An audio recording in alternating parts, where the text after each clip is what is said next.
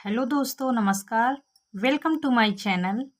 आज हम समास को पहचानने के लिए ट्रिक सीखेंगे और बहुत ही आसानी के साथ में। इस समास को पढ़ने के बाद में आपको दोबारा रटने की ज़रूरत नहीं पड़ेगी। अब समास कितने होते हैं? समास 6 प्रकार के होते हैं। कितने प्रकार के होते हैं? तो समास 6 प्रकार के होते हैं। पहला नंबर क्या है? अव्ययीभाव समास। सबसे पहला नंबर क्या है? अव्ययीभाव समास। आइए अव्ययीभाव समास के बारे में सीखें। जिन शब्दों के क्या लिखा है? जिन शब्दों के प्रारंभ में उपसर्ग जुड़े हों। आप तो उपसर्ग जानते होंगे। उपसर्ग जो शब्द के सबसे पहले जुड़ता है, ठीक है ना? तो उपसर्ग के सबसे पहले जुड़कर और पूर्व पद प्रधान हो। अव्ययीभाव समास में पूर्व पद प्रधान होता है। अव्ययीभाव समास में पूर्व पद प्रधान होता है। जैसे आ, प्रा, यथा, प्रति, निर, अन, भर। ये सब क्या हो जाएंगे? उपसर्ग हो जाएंगे। क्या हो जाएंगे? उपसर्ग। आ से उपसर्ग जुड़ा तो उपसर्ग लगा आजीवन हो गया। सबसे पहले आ है, फिर प्रा है। इस प्र से प्रतिदिन, यथा यथाशक्ति, यथा संभव। फिर भर है, उपसर्ग क्या है? भर। भर से भर पेट, उपनयन। ये सब क्या हो जाएंगे? अव्ययीभाव समास। तो उपसर्ग लगा होगा अव्यय, यानी जिन शब्दों में परिवर्तन नहीं किया जा सकता है। अव्यय में परिवर्तन नहीं किया जा सकता है तो यह क्या हो जाएंगे? अव्ययीभाव समास। मुझे आशा उम्मीद है कि आपको अव्ययीभाव समास अच्छा से कॉन्सेप्ट क्लियर हो गया होगा। आइए अब हम तत्पुरुष समास के बारे में समझें। तत्पुरुष समास। तत्पुरुष समास क्या होता है? समास को आप अलग कर, समास को अलग यानी समास विग्रह करने पर बीच में क्या आएगा? बीच में का आएगा। का, की, के लिए, में, पर, निकले। तो वह क्या हो जाएगा? तत्पुरुष समास हो जाएगा। जब आप समास विग्रह करेंगे उसके लिए बीच में क्या आएगा? का, की, के लिए आएगा, में, पर। तो यह सब तत्पुरुष समास। जैसे लिखा है रंगमंच, तो रंगमंच अगर आप समास विग्रह करेंगे रंग मंच तो क्या निकलेंगे? क्या निकाल के आएगा? रंग के लिए मंच। वनवास, वन में वास, में आ रहा है। फिर क्या हो जाएगा? नेत्रहीन, नेत्र से हीन। अगर जो कारक चिन्ह होता है वह इसी पर आधारित होता है। जितने भी कारक चिन्ह होता है तो वह सब इसी पर आधारित होता है।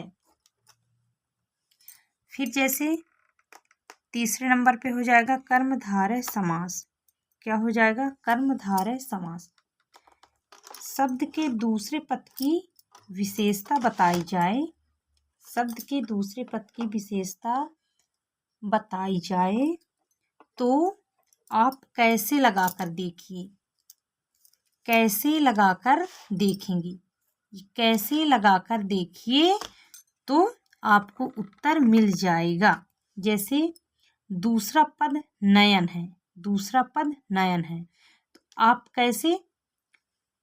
कैसे लगाएंगे? नयन कैसे है? तो नयन कैसे है? मृग के समान है। फिर से देखिए कर्मधारय समास। शब्द के दूसरे पद की विशेषता बताई जाए तो आप कैसे लगाकर देखिएगा। दूसरे पद में आप कैसे लगाएंगे? जैसे आपका मृग नयन है, मृग नयन है तो आप नयन को देखिए। नयन में आप जोड़िए कैसे? तो दूसरा पद नयन है तो नयन कैसे है? तो नयन कैसे है? मृग के समान है। नयन कैसे है? मृग के समान है। फिर जैसे क्या लिखा है? नील कमल, तो दूसरा पद क्या है? कमल। दूसरा पद क्या है? कमल। तो दूसरा पद कमल में तो कमल कैसे है, तो कमल कैसे है, तो नीला है।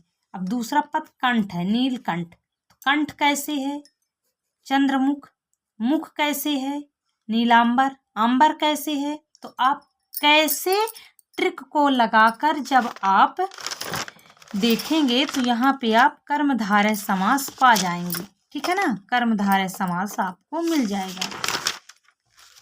फिर इसके बाद में चौथा नंबर हो जाएगा द्वंद्व समास। क्या हो जाएगा, द्वंद्व समास। द्वंद्व समास में आप क्या सीखेंगे, जैसे योजक चिन्ह होगा, क्या होगा, योजक चिन्ह होगा, ये योजक चिन्ह लगा हो, समास विग्रह करने पर और आए। अगर आप समास का विग्रह करेंगे तो और आएगा, इसमें दोनों पद प्रधान होता है द्वंद्व समास में। अब देखिए, जैसे माता पिता योजक चिन्ह लगा है और समास विग्रह करेंगे तो माता और पिता। पाप योजक चिन्ह लगा है, पुण्य हो जाएगा तो पाप और पुण्य, तो योजक चिन्ह आएगा और आएगा। ठीक है, दिन रात, दिन और रात, दाल रोटी, दाल और रोटी, अन्न जल, अन्न और जल, गुरु शिष्य, तो आप समास विग्रह करेंगे तो गुरु और शिष्य आएगा। खट्टा मीठा, तो खट्टा और मीठा आएगा।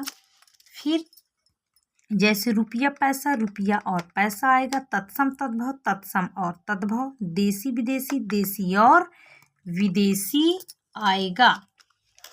फिर आप द्विगु समास को देखेंगे, द्विगु समास क्या हो जाएगा, द्विगु समास। द्विगु समास में 5वां नंबर में द्विगु समास।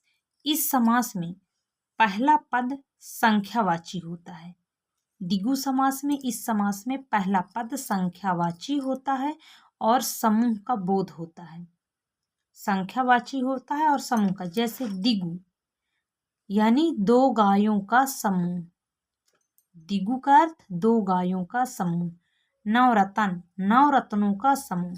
त्रिफला, त्रिफला तीन फलों का मिश्रण। चौमासा, 4 माहों का एक चक्र, जैसे पंचवटी। ठीक है ना। फिर चौराहा, 4 राहों का एक समूह, तिराहा।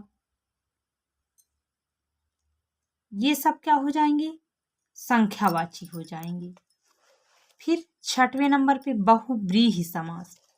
बहुव्रीहि समास, बहुव्रीहि में इसका ट्रिक क्या होता है कि इसमें भगवान देवी देवताओं के नाम और पर्यायवाची शब्द समूह के लिए एक शब्द आता है।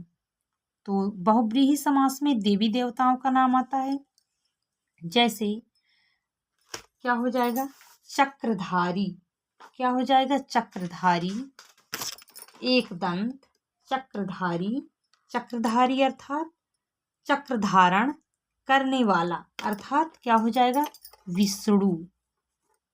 विष्णु अर्थात विष्णु, चक्रधारी विष्णु।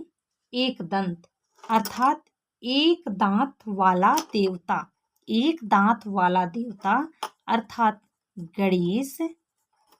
त्रिनेत्र, 3 नेत्र वाला देवता अर्थात शंकर भगवान हो जाएंगे। चंद्रशेखर, जिसके मस्तक पर विराजित हैं चंद्रमा, तो वह शंकर भगवान। पीताम्बर, जो पीला वस्त्र धारण करने वाला अर्थात कृष्ण भगवान या विष्णु भगवान। दासानन, जो 10 मुख वाला व्यक्ति अर्थात रावण।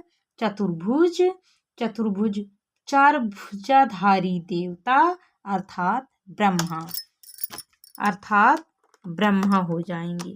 ठीक है, तो मुझे आशा उम्मीद है कि आप सभी कोई अच्छे से इस ट्रिक के माध्यम से आपका कॉन्सेप्ट क्लियर हो गया होगा, समास विग्रह कैसे करते हैं। ठीक है, तो आपको मेरी चैनल हेल्पफुल लगा होगा तो लाइक एंड सब्सक्राइब करना ना भूलें। Thank you.